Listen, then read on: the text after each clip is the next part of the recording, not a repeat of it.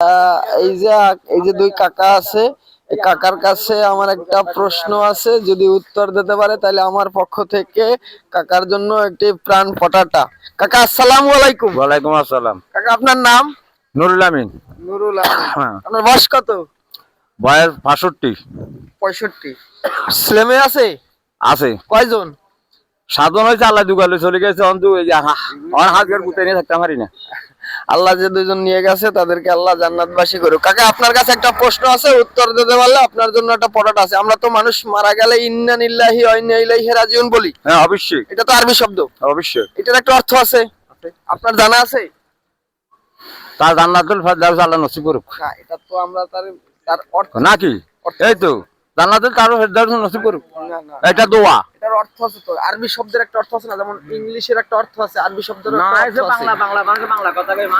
আচ্ছা কাকা জানেন? না জানি।